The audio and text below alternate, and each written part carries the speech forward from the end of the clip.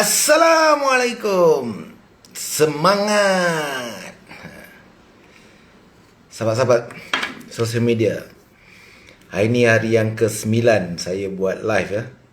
Saya punya 21 day challenge. Semalam saya tersebut 28 hari ya. Sebenarnya belum lagi 28 hari.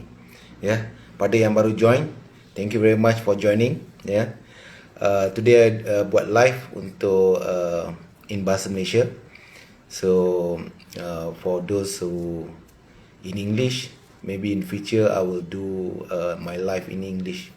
But for now, 21 day challenge, I choose to use bahasa Malaysia.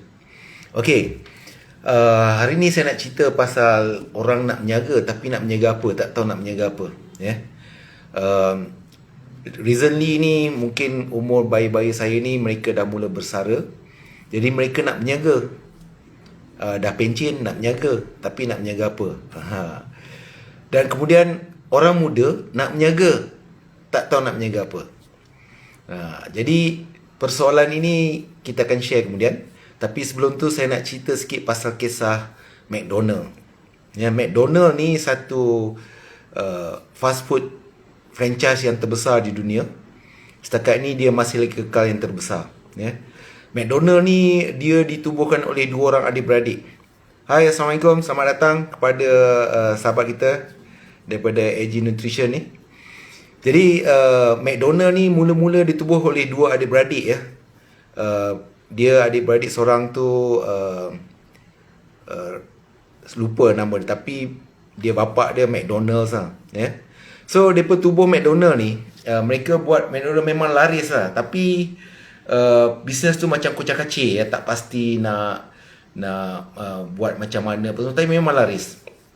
Jadi mereka ni pertama mereka buat kitchen tu, dapur dia tu, dia betulkan sekuen perjalanan di dapur tu untuk elakkan orang berlanggar, kucak-kacir, nak cepat buat kerja kan. So apa dia buat? Dia buat satu planning. Dia plankan dapur tu, kitchen tu macam mana supaya orang tidak berlanggar dan perjalanan dia elok. So bila dia buat planning kitchen tu, mereka practice kitchen tu di atas tennis court. Di tennis court tu dia buatkan betul-betul real life punya dapur semua tu. Mereka buat supaya nak elakkan pelanggaran orang berselisih macam tu. Jadi orang smooth perjalanan dia dalam dapur tu. Dan dia pun memikirkan tempat yang sempit. So bila buat macam tu, jadi alhamdulillah mereka dapat buat masak McDonald tu dengan masa yang pantas. Itu yang pertama ya, yang McDonald dua beradik ni buat lah. Kemudian mereka cadangkan combo, dipanggil upsales. Upsales ni salah satu strategi masa kini bagaimana kita nak besarkan volume sales kita. Memang boleh tiru kaedah McDonald ni ya. McDonald ni dia buat combo tau. Contoh kalau dia jual dulu ada strawberry shake. Kat Malaysia ni saya dah jarang jumpa strawberry shake. Memang sedap lah. Saya favourite saya. Tapi sekarang dah jarang jumpa dekat McDonald yang ada jual strawberry shake. So contoh strawberry shake ni harga dia RM8 lah contoh. Big Mac harga dia RM12. So kalau kita beli kan combine RM20 tapi bila combine tu dia kurangkan harga jadi RM18. Lepas tu French fries ni dulu dia tak panggil French fries, dia panggil potato chips. Pada peringkat awal dulu dia panggil potato chips, kemudian dia tukar French fries, tapi saya lupa tahun bila dia tukar. Jadi bila dia tambah lagi French fries tu, kata French fries tu RM6. Jadi sepatutnya 3 barang RM26, tapi bila tambah jadi RM20 saja. Contoh seperti itu ya. Jadi memanglah customer kalau beli Big Mac RM12, tapi kalau beli 3 ni RM20. Memanglah dia kena bayar lebih. Tetapi dari segi nilai barangan tu sebenarnya lebih jimat pada pelanggan. Jadi pelanggan pun mula beli combo. Jadi berlakulah combo hari ni. Big Mac dia ada fries, dia ada air. Kemudian dia pula upsales pula lagi. Sekarang ni kalau Big Mac you pergi kan, cik nak yang besar, cik nak tambah pie, cik nak tambah aiskrim, itu dia panggil upsales. Ya, dia recommend. Tapi dari combo tu. Jadi itu yang dua perkara yang dibuat oleh McDonald, dua beradik McDonald ni. Dia sebenarnya nama dia tu, seorang tu Dick McDonald ya. Kemudian seorang lagi tu saya lupa, tapi dia punya panggilan dia Mac. Tu yang jadi McDonald tu ya. dia buat dia praktis sama dengan staff tu tadi kitchen tu, kemudian dia improvekan kepantasan dan dia juga cut cost. Sebab bila cepat kan dia dapat banyak lagi buat jualan, dia cut cost. Kemudian dia kurangkan menu. Saya tak pasti berapa banyak menu dia ada, tapi dikurangkan jadi 9 menu. Jadi dia lebih kepada orang senang pilih. Dulu macam orang banyak sangat pilihan, tak tahu nak pilih. Sebab tu dalam bisnes ni kadang-kadang is best that kita kurangkan menu. Setengah-setengah restoran tu dia ada banyak menu kan, orang tak tahu nak pilih. Jadi cuma best you ada satu specialty, lain tu sampingan je. Tapi masing-masing strategi lah. Tapi inilah kisah McDonald yang mereka buat. Satu dia practice kitchen tu, dan dia practice tu modul tu diguna pakai sampai hari ni. Dia punya flow dia tu, ya. Kemudian dia punya upsales juga sampai sekarang dipakai, ya. Makna dah bawa dia tahun 44 ke 44 ke 48, saya tak berapa ingat sangat tu. Makna dah 60 lebih, dah 80 tahun lebih dah McDonald's, ya. So dia buat je tu dan dia berjaya, ya. Kemudian dia punya makeshift machine tu dia beli dengan satu kawan yang dipanggil Ray Kroc. Sebenarnya McDonald's sekarang ni milik pada Ray Kroc tu, bukan dua beradik ni. Jadi bila dia pun ni banyak order machine milkshake ni tau. Jadi Ray Kroc ni dia jual machine tu, dia heran kenapa dia pun order beli banyak. So dia pergi jumpa mereka ni. Dia jumpa dan dia memang teruja dengan bisnes tu, sehinggalah dia beli satu franchise, dia buka satu bandar lain, dia buat franchise McDonald dia. Kemudian dari situ dia dapat idea, dia buatkan franchise dan akhirnya dia beli daripada dua beradik ni. Jadi Ray Kroc yang punya McDonald ni, dan dia buatkan arc yang M tu, ya. Dia buat di atas bumbung restoran McDonald pada zaman tu lah, ya. Jadi itu nak ceritanya bahawa bisnes ni sometimes kita kena buat planning yang betul, perancangan, jalanan apa semua tu. Tapi dalam masa sama kita perlukan keberanian, ya. Jadi kalau orang bertanya saya nak menjaga apa, kalau orang muda saya terus kata menjaga je. Apa kau nak buat je. Dia kata saya nak buat teh tarik lah. Buat, jual je. Saya nak buka restoran, saya kata buat. Kenapa? Sebab orang muda ni dia mempunyai ruang untuk menghadapi risiko yang dia kena belajar, dia kena langgar. Dia buka restoran, lepas tu dia tengok dia tak minat restoran, lepas tu dia buat lalah dia jadi salesman apa semua tu, tapi dia kena buat sendiri, dia kena lalui sendiri, ya. Jadi kalau orang muda tanya saya kata buat je. Buat je. Cuma kalau dia bertanya pandangan saya tak akan bagi idea saya apa nak buat, tapi saya lebih bagi kepada keberanian kita membuka minda sedikit bahawa menjaga ni nampak orang duit banyak, tapi bukan semudah yang seperti yang orang nampak. Contoh kedai makan, dia buka pagi, dia buat restoran, dia buat sarapan lah. Sarapan dia lajak sampai tengah hari sikit, ya, sebab kadang-kadang orang lambat sarapan dan makanan dia sampai tengah hari. Jadi kedai tu maju, orang tengok kerja dia sekejap je bang, pukul 12 dah tutup. Orang buat roti canai pukul 11 dah tutup dah bang. Jadi dia peminat dah buat. Tapi mereka lupa di belakang tabir. Habis ni sekarang dia pun kena kemas dulu restoran.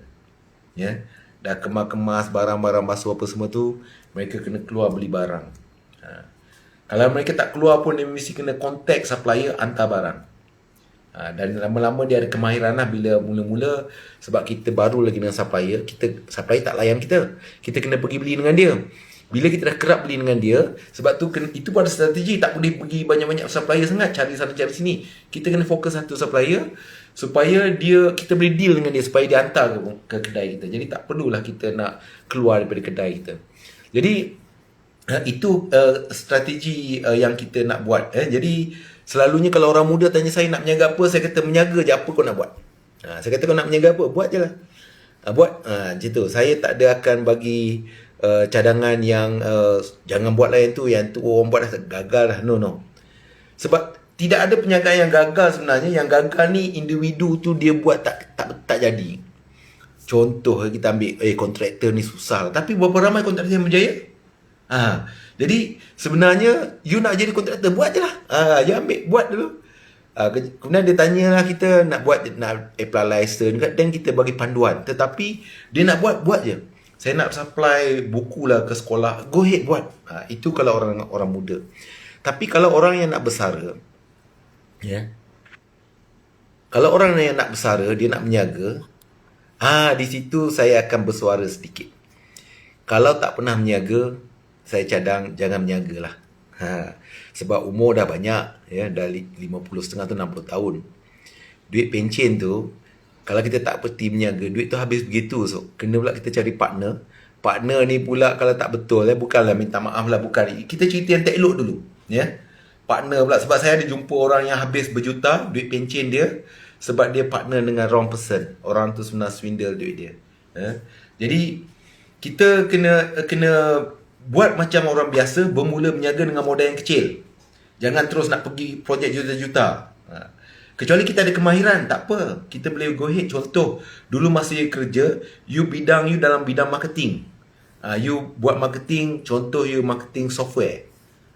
Contoh Jadi bila you pencen, you buka satu company you sendiri, you nak marketing software. That's okay. Sebab you dah ada pengalaman dalam software, you kenal supplier, you kenal pasaran, mana nak pergi, then it's okay. Ataupun dulu you kerja dalam construction, you bukan dalam bidang pembinaan, you dalam bidang customer service ke, dalam dapatkan sales ke, then you pencen, you buat construction tu, okay, it's good, yeah. Ataupun contoh dulu you supply barang kapal terbang, kemudian bila you pencen, you sambung bisnes yang sama, mungkin dalam skill yang kecil, yang itu macam tu bagus. Tapi kalau you tak pernah berniaga, berhati-hati. Itu je saya cakap, berhati-hati, ya. First of all, modal you memang you duit banyak tau.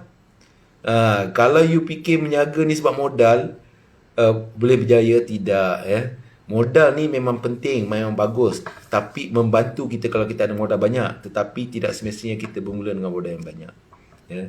Nanti orang kata kena ada kedai, beli kedai sendiri, tak pening bayar, kita habis duit beli kedai. Berniaga dah tak tahu. Tapi tak apalah kalau dia beli kedai, dia ada property, bisa menyewa, renovate, lawa-lawa. Kita nak berniaga ni, kita nak jadi kontraktor, kita punya office mesti ada image. So jom kita sewa satu tempat yang bagus di KLCC, kita renovate, habis 100-200 ribu. Dia keluar modal sebab dia ada duit. Kawan yang cerita tu tak ada.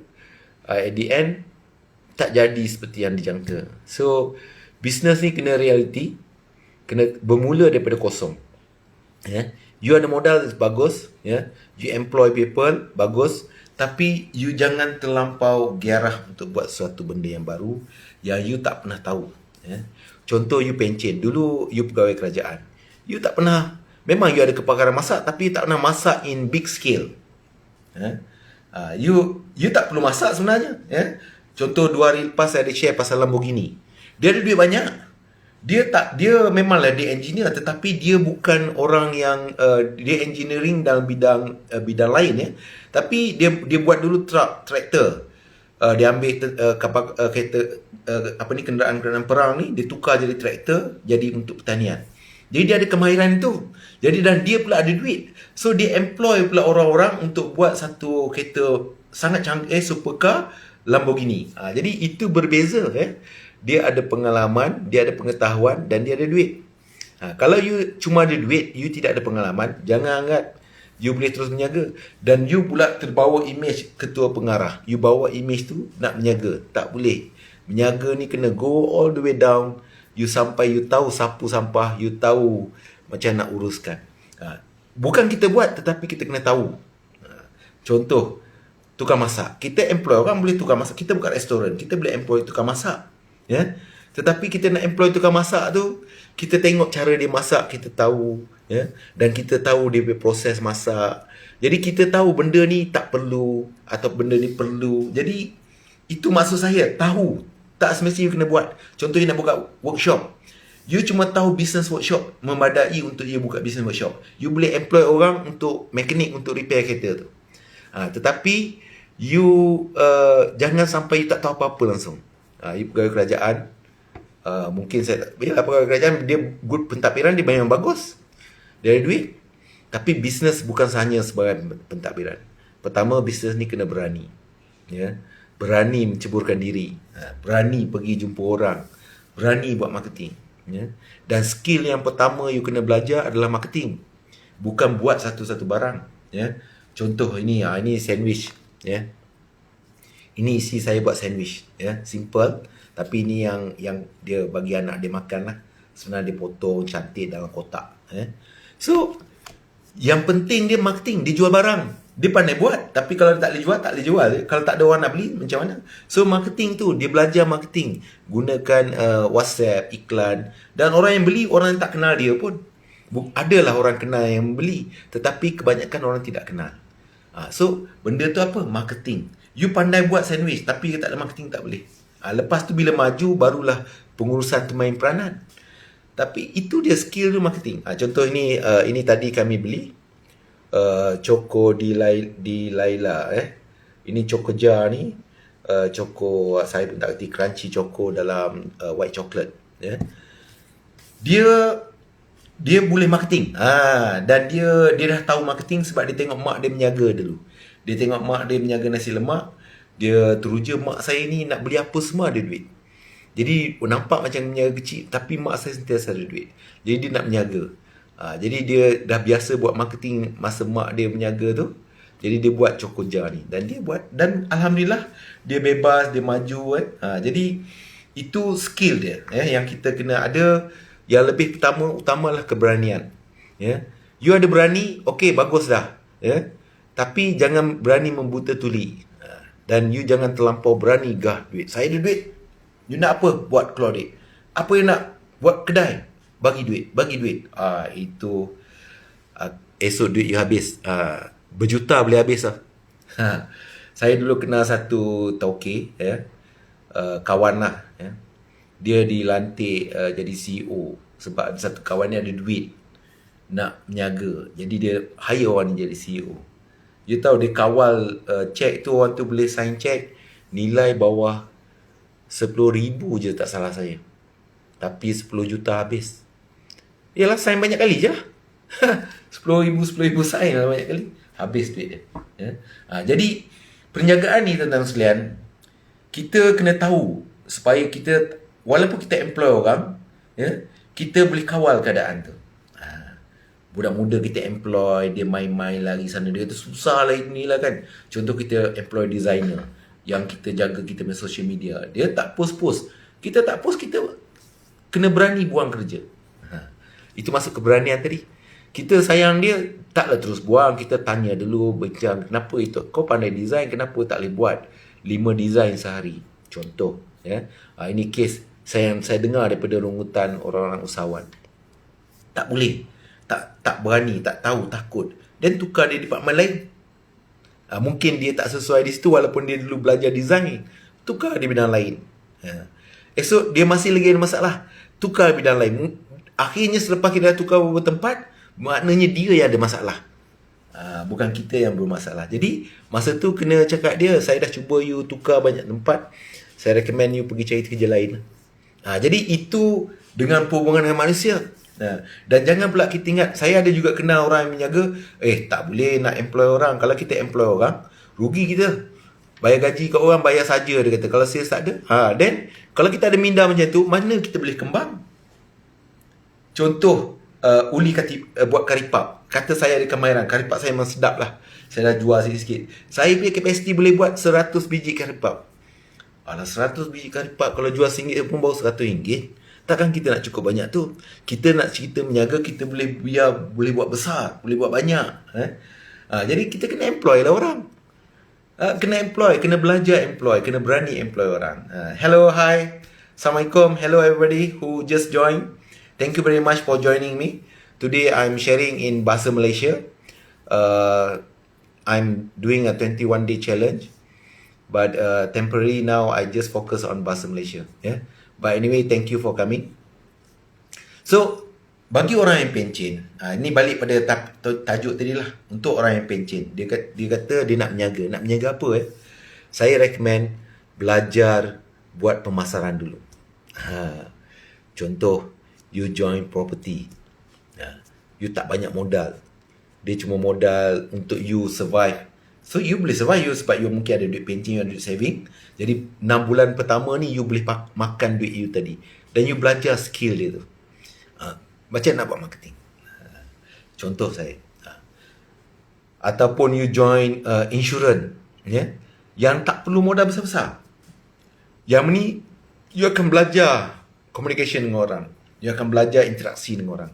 Sebab kita kena ingat tau, kita bila kita makan gaji, we become somebody. Bila kita become somebody, kita ada certain level of ego yang kita kena turunkan. So kecuali yang dah jadi GM, jadi CEO tu lain cerita lah. Dia dah different level. Tapi saya dah cakap yang pertengahan ni. You nak menjaga ni sebab you pertengahan. Kalau you CEO, you pay duit pencen pun berjuta-juta. Saya ingat kalau you manage properly pun you dah boleh survive until you punya persaraan. Dan jangan terlampau invest sangat lah. Pada benda-benda yang you tak sure. Long term punya investment tu kalau boleh elak-elak lah. Jadi kita kena, itu maksud saya ni. Kita kalau baru pencen nak buat sesuatu, berhati-hati. Satu, orang di luar sana, walaupun kawan kadang-kadang bukanlah sengaja nak naikkan kawan, tapi timing tu dia come at the right time. Bisnes saya contoh, saya punya bisnes tengah down. Saya tengah tak ada hasil. Tiba-tiba orang datang ajak partner dengan saya. Saya pun bersemangat buat kan. Tapi saya buat apa yang you suka. Sebenarnya saya rasa tak boleh jalan ni, tapi saya buat je lah. Sebab saya dapat sikit gaji apa semua tu, saya pun partner dengan you. Dan sedar saya kikis duit you. Bukan saya intentionally memang asal-asal nak menipu you, tetapi dalam keadaan saya punya bisnes tidak menjadi, saya mula mengikis duit tu. Jadi itu sebagai satu contoh. Bukanlah saya macam tu. Jadi kalau you pension, you tengok, pertama you tengok skill you dulu, bidang apa. Kalau bidang tu you boleh guna dalam perniagaan you, then you boleh buatlah balik. Contoh, you in production line, you produce something. So you nak buat balik benda yang sama, you must make sure you ada satu market. You pergi jumpa balik pelanggan-pelanggan you yang lama-lama tu. Mungkin dia dah tak ambil dengan company you yang sekarang ni sebab company you dah besar. Dia dah tak ambil bisnes kecil-kecil kan. So you pergilah approach dia, ambil orang-orang macam ni kecil. So business is always marketing. Dapat business dulu. Bila you dapat business, then of course you kena ada production. Production ni you boleh employ orang. Kalau you sendiri buat, dia panggil chief kerja sendiri lah, senang CEO sendiri CEO. You lah CEO, you lah tukang masak. So kalau macam tu, you kena faham, you memang tidak boleh pergi besar. Tapi as starting, you buat dah dulu. So 6 month tu you buat, setahun atau tengok berapa laju you punya buat peniaga tu bagaimana. Saya ramai jumpa orang pencen lalas, dia pergi balik pada kerja. Sebab dia punya kemahiran pengurusan. Dia bukan, kebanyakan orang kerja dalam bidang pengurusan, bukan dalam bidang marketing. Dia mungkin dalam bidang pembuatan tapi tidak marketing. Sebab kalau saya pergi expo produk-produk SME, syarikat-syarikat tempatan ni, kebanyakan orang yang Melayu lah, dia pergi, mereka ada produk yang sangat bagus, tapi selalu isunya kami tak ada pasaran. So you kena ingat marketing tu is the business tu punya key. Tetapi dalam masa sama, you jangan abaikan pengurusan perniagaan you. You jangan abaikan pengurusan kewangan. Dan jangan pula you meniaga esok, you dapat meniaga 100,000 sebulan, tapi you at the end tak ada duit. Ada berlaku macam tu orang punya jualan sampai 200-300,000, tapi dia tak ada duit. Sebab apa? Sebab barang dia mahal, dia beli melalui pekerja, dia pergi beli, pekerja dia mungkin ambil sikit komisen daripada belian barang tu. So benda tu yang maksud saya, you kena tahu. Nak beli beras, you jangan terlampau harapkan pekerja you pergi cari. You pergi cari, dan you kena pergi jumpa juga. You kena siasat sedikit. Bukan siasat sebab you tak percaya, siasat sebab you nak make sure business you yang sustain. Kita kena pentingkan kita. That's why orang kata, peribahasa Bahasa kata mind your own business. Mind your own business ni bukan maksudnya jangan jaga tepi kain orang. Mind your own business ni jaga business you sendiri. Itu istilah dalam bahasa Inggeris. Jaga business you. So untuk orang muda, kita masa agak terhad, saya tak ada lama. Saya ucapkan terima kasih pada mereka yang join, walaupun mereka stay di left, tapi mungkin tak ada topik yang menarik pada mereka. Tapi nak cerita untuk orang muda yang 20 tahun, ya, bawah 30 tahun, you belum berkahwin, you tak ada komitmen, saya recommend you buat je bisnes apa you nak buat. You nak berniaga tepi jalan, buat je dulu. You buat baru you perasan not easy. You tukar bidang lain, tak apa, sebab you tak ada komitmen, ya. You tak ada komitmen, maksud saya tak ada komitmen yang berat lah, tak perlu tanggung keluarga, anak isteri lagi. So you just buat je. You buat dan make sure you buat, you belajar. Belajar.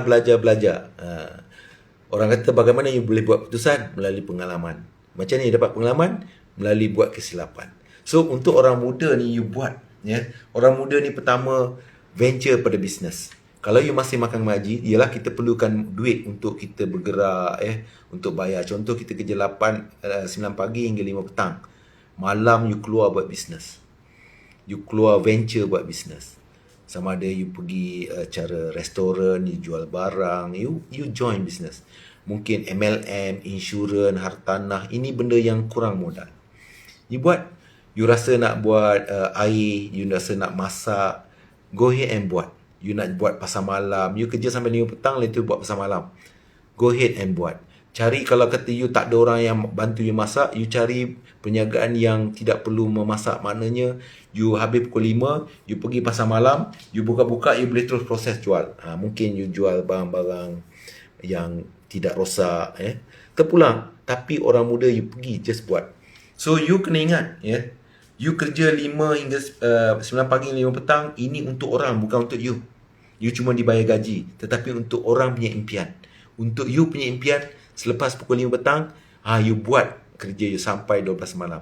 You muda lagi, sampai 12 malam you balik tidur lewat sikit 1-2 pagi, you bangun pagi esok you pergi kerja balik, ya.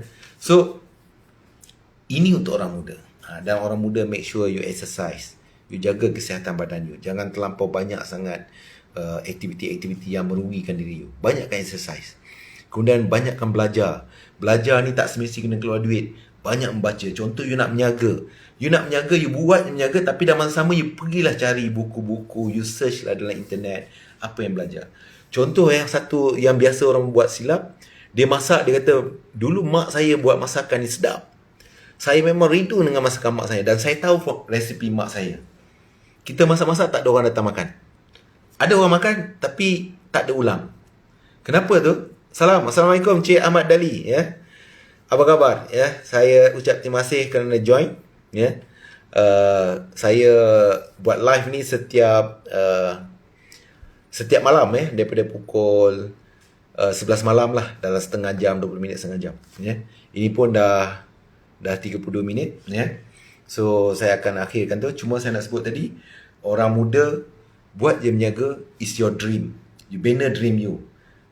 Makan gaji tadi tu sampai pukul 5 petang, itu orang punya dream, not your dream. You punya dream 5 petang sampai ke malam. Buat, cari, hustle, cuba buat kerja. Dan masa sama you belajar, you cari buku, tengok dekat Google, bertanya dengan orang, you buat. Jangan sombong tak nak belajar, kena belajar, ya. Dan dari situ you akan belajar. Lepas tu make sure you exercise, jaga kesihatan. Kesihatan ni paling utama. Jangan sampai you abai kesihatan, muda-muda dah sakit, ya. Sehat, kena aktiviti, dan you kena bersosial. Bersosial ni bukan mestinya kena pergi clubbing, bukannya kena pergi tempat-tempat yang begitu, tidak. Sosial ni maknanya you kena sentiasa bina kawan. Sebab tu dengan anak saya belajar, saya kata, you belajar kalau you nak sambung ke PhD, you kena dapat grade A. Tapi kalau you belajar untuk dapat ijazah, you tak perlu grade A pun, you dapat B atau C pun tak apa. Tetapi yang penting di college tu you kena berkawan ramai. Sebab di college nanti tu orang-orang ni akan keluar ke pasaran, mereka ni esok become somebody, dan you ada contact dengan mereka sebab kawan mereka. So I advise orang muda, this what you have to do. You kena ramaikan you punya network, kenalan you, supaya you buat bisnes.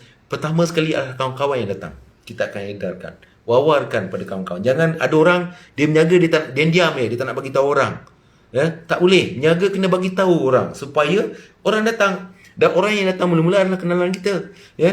Dia datang, mari datang, aku ada jual air minum dekat tepi jalan, dekat sini. Panggil mereka. Mereka ni lah mula-mula beli. Mungkin mula-mula dia datang, lepas 2-3 kali kita bagi dia free, atau first day tu kita buat, kata hari ni minum percuma, contoh. Tapi kena panggil kawan-kawan. So networking, ya. You kena buat saja. Ingat, bekerja adalah impian orang, berniaga adalah impian you.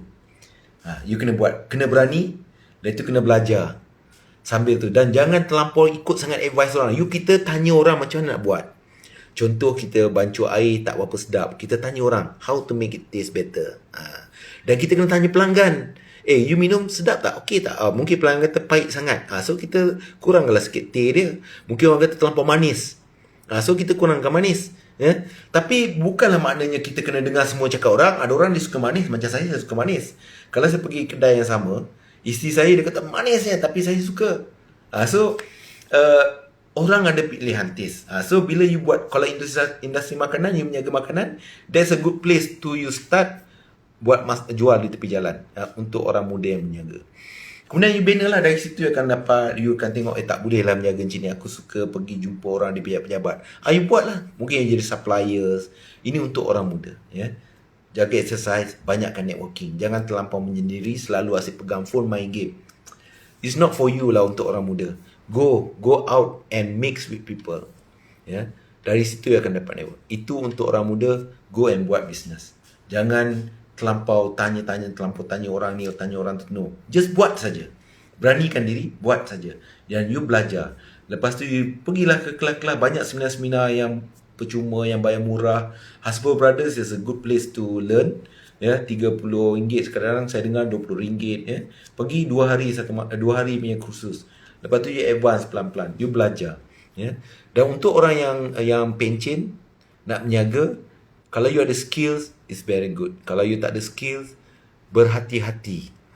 You menjaga, eloknya cari benda yang jangan terlampau gelojoh. Nak buat satu penjagaan yang you nak gah macam you dulu dalam pejabat dulu. You dulu GM, you dulu CEO. Jangan.